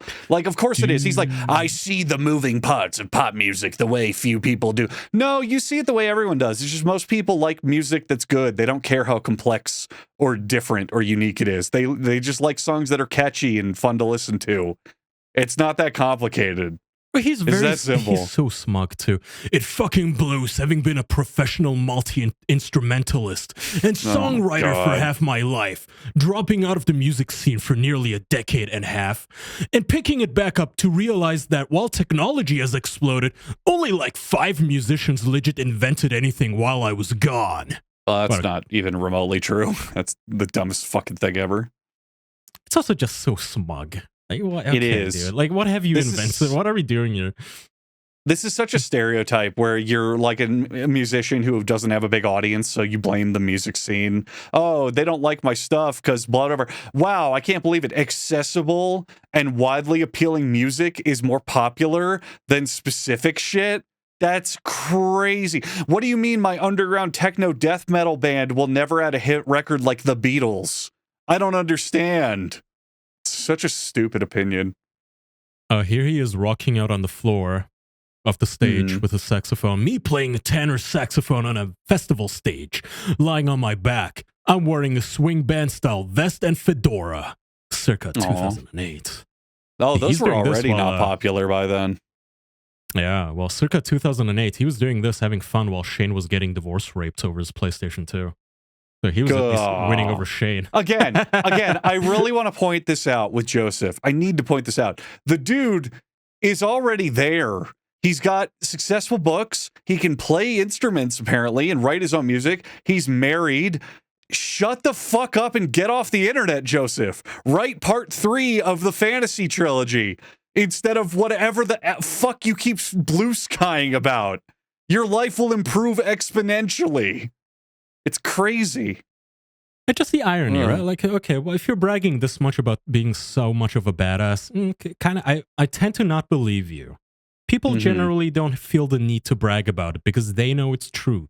They don't have that urge to make everyone else believe it as much as you do. So I think that's it. This was a very self-contained little man here in his own corner. Right. I suppose. That was it, I think. Let's see what his website has. Or you could check his Blue Sky for new posts if he's got anything new. Yeah. Good call. Let's see. Yeah. Let me see what's on the list. J. Malik, author. Not found. Did he leave? What's is that his account? Are you sure? Yeah, J. Malik, author. At Blue Sky, that's social. I don't know. If he quit, I give him a round of applause. That's the thing he should have done ages ago. He must have fucking gotten himself banned. J. Malik, author, Blue Sky. Huh. Account is deactivated. Wait a minute. Good for him. Does he not have any socials now, or no? There it is. He has Twitter. He's on Twitter. That's not great. Oh, it's Mastodon. Or is that Mastodon? Oh, even worse. God, that's even worse. That's actually even more ghetto than Blue Sky. Yeah. Oh, he hasn't posted there in years. Which is why he literally gave up, because Mastodon is an even like sadder ghost town than Blue Sky. When I get political on here, it's because I worked in counterterrorism. He was up to his normal shit. Random fucking tweets. I just read a random tweet, and it's from 3 years ago. It's the same shit. Literally catching spies and terrorists. The same fucking trope. Shane was doing this too. I know when I see them, I'll call them out. Right now, the American right wing is infested with both. Blah, blah, blah. The director of the firm. Blah, blah, blah. Okay. Well, that was Joseph Malik. I hope you enjoyed the presentation of a retired gunslinger for the Illuminati. USSOCOM. Twitter refugee. Yeah, I mean, good on him. He deactivated his Blue Sky, which is where he was active, and doesn't seem to post anywhere else. So, God willing, if there truly is the loving Christ figure up in heaven, he will never come back to the internet again and will write a sequel to the book people wanted instead of what seems to be a spiraling anti-right-wing conspiracy theory book that no one asked for. So, yeah, who knows? Genuinely. I mean, honestly, he could probably even sell that, but yeah, I mean, I don't know. It's the tweets that make everyone laugh at him. He does not seem to be on X. Good choice. Okay, I hope everyone enjoyed that. Did you have anything, Andrew? Did you want to talk about anything random? Do we have anything? No, I mean, I think ending there is good. That was an hour and 40 episode. I think keep it while it's good. Don't try to start up again. I thought it was good. Okay. That's up to you. I do want to brag real quick, not for nothing. I did finally finish Elden Ring. Just wanted to put that out there, by the way, for everybody. Did you do the DLC as well, or just the main game? Just the main game so far. Mm-hmm. But I do plan on doing the DLC, the DLC, yeah. I like it. I mean, it is, yeah. Honestly, if there wasn't a DLC, I might actually just start a new game. Genuinely one of my favorite games, if not the favorite. Yeah. It's a great game. I love it. There's a list of games out there I wish I could wipe my memory and do without ever knowing anything. Elden Ring is easily number one. I wish I could go on that journey again and just not know anything about it. It was such a magical thing. Yeah. Great game. my chat earlier in stream was making fun of me because it took me like 3 years to actually beat it, which is true. And I had to come back to it after a while. I have now sunk like 160 hours into it, but yeah, I had fun. My only issue is that it is a little too cryptic for people like me, I guess, because I'm like too retarded. Even the like event cinematics between the big quest events is like 2 sentences of a lady speaking, and then all of a sudden you're in the Ashen Capital and whatnot, and you're like, what is going on? Like, what is happening? Right. Yeah, good shit. Very well done, Kaya. Thank you. Related on that, we talked about it earlier on the show. I picked up Donkey Kong Bonanza again after playing it for like a month and then going, okay, I'll come back to this later. I checked my save file. I had not played it in over 11 months, give or take. Oof. So kind of had to relearn everything from scratch, but I really, really enjoy it. I do think it's overstimulating. I do think it's a lot. How far I just unlocked. Game's been out a while, so I can sort of spoil it. It's not that far. I just unlocked the Elephant Bonanza, the fourth Bonanza, the fourth transformation. Like how many hours is that? How many hours into did you quit initially? However many before the Elephant Bonanza, because I was literally right at the level where you get it. So that would be. I don't even fucking know, because I feel like time in that game is kind of hard because it depends on how you streamline the main story. If you go for the main story, it's faster than if you go for all the side bananas first. You know what I mean? I have no idea what any of that means. Side bananas. Oh, you will. Don't worry. I cannot play this game. I tried it. It was so overstimulating. It made me realize it is a lot. I am. It genuinely. I tried playing it, and it feels like when you hear 2 songs at the same time. You know, when you're like out and about and you hear somebody driving by with their song, with their radio playing, and then the restaurant is playing, and you're like, Right. That's how that game felt to me. Which I appreciate about Elden Ring. It's so quiet, so zen. Right. Perfect. I'll give you that. I think Bonanza's scratching my itch of I want something to play for 5 minutes at a time. And it's such an incredible thing. You grab the Switch 2, you throw it on, you get a banana or two, and then go, okay, I'm going to do something else. It's the perfect time waster. Oh, I'm waiting for food delivery. Or, oh, I'm downloading something and just have to wait a few minutes. I'm rendering a video. You know, it is perfect for that. And I kind of put it down before because I kind of got like, oh, this is samey. I don't want to keep doing the same thing over and over and whatever. But now that I'm unlocking new stuff and kind of speedrunning the story a bit more and focusing on getting new stuff, it flows way better. Now that I have a lot more like abilities unlocked and new transformations and whatnot, now I'm kind of back into it because it's like I feel like I can just play it at a much faster pace, and it's great. I love pick it up, play for 5 minutes, put it down. It's been perfect for that. So I'll probably be beating it at some point relatively soon. But you know, that's kind of what I've been doing for game stuff. Yeah, I like. We play chunks. Old games. Yeah, little small chunks. We play games Sweet. well behind. I hate to break it to you, man. That shit came out at like, what, 2020? No. How old is it? 2022? Oh, what?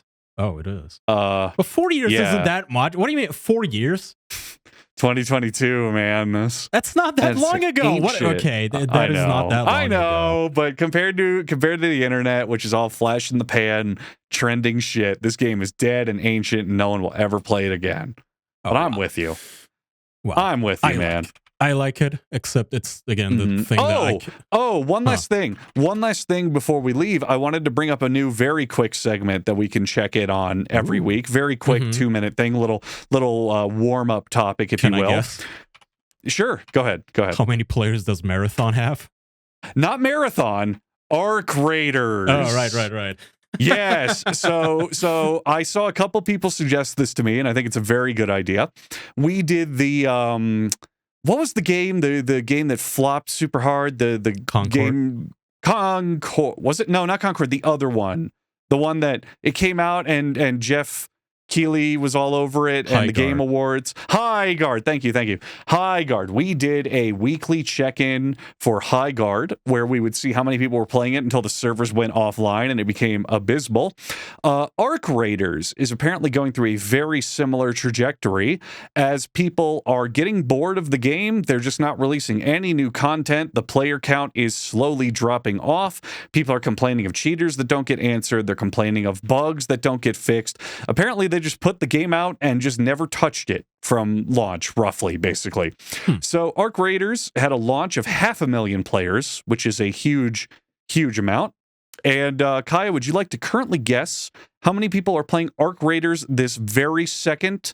Estimating, by the way, that during the game's popularity, it was sitting at like 100,000 players, give or take, regularly. Like every month, about that many. What's it at right now? 5,000. More than that, a little more. Okay. 50,000. Well, that can't be that much. That's too high. It's between 5 and 50. Okay. 30,000. 27,000 players and falling. Oof. 27,000 and falling. It had roughly... It depends on the time, too. During the day, it'll get maybe up to 50K at, like, good days, but it'll drop to, like, 15,000 at night or less. So it fluctuates a lot as well. But, you know, it only about 3 months ago, it had 150,000 players average. Then only about... That's a lot. And then a month ago, it still had 50,000 players average, give or take a little more. Now it's down to an average of about 30,000, 25,000 players on any given day and falling. They could still salvage that if they really cared and wanted to. If they really wanted to hustle real quick, they could salvage that. But if they don't, that's going to drop to the thousands, to the single-digit thousands, and then they're going to shut it down. So we will have an Arc Raiders watch, maybe a 2-minute segment every week from now on, just checking in to see where they're at, because Arc Watch. in the span of a week, they went from it's not looking good. The minimum player count for a day last week was 18,500 players.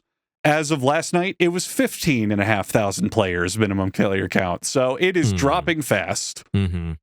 So we will check in once a week to see how long until Arc Raiders is finally a completely dead game. Who knows? Who knows? All right. Yeah. Oh, you have to buy it too. Damn. Yeah, it's also still $40 after all this time that it's been out. Oof. So not great. Truly, truly not great. Mm-hmm. Yeah. What is it? Oh, it's been out for almost a year now, and it's still full price with this player count. That's not great. It's not a great choice. All right. Well, that's all we got, right? You want to do the outro? Yeah. Thanks for watching, and we will see you hopefully on official.men, where we have other shows and oodles of bonus content, a shit ton of fucking content. Hundreds of hours probably at this point, at least, right? So all for $5, that's slave wages. We're basically paying you to listen to it at this point. We never adjusted for inflation. I mean, we should be asking for $40, just like Arc Raiders here. Go watch us on official.man, or if you still like, patreon.com/theofficialpodcast. If you prefer Patreon, official.man, find us there. Andrew has his own channel. Shout it out. It's Hugbees. Everyone knows it. It's the most popular and incredible channel on YouTube ever. This channel is 1% of its power, meaning this channel's a masterpiece. But my channel is the greatest thing you'll ever watch. The bestest channel. And I heard that Andrew does not brag about being in the special forces and lie about shit. He actually does fun content, so check him out. Well, yeah. I got to cancel my newest video now because of you just said that, but it's okay. I'll make something else. It's okay. We're going to spill the beans on your insights on the War on Terror. Your insight knowledge on Area 51. I was going to tell him who actually did that New York thing that happened in 2001. I was going to finally spill the beans, but I guess the world will have to wait. Maybe next time. Sorry. All right.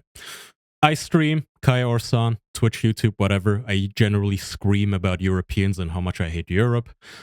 Jackson will be back soon. Zealot on PC on Blue Sky. Check him out. And we will be, we'll be back next week, hopefully with more interesting stories. I might have a special story, perhaps. Something exciting. Oh, all right. Yeah. See you all then. Thanks for listening. Bye-bye. Bye-bye.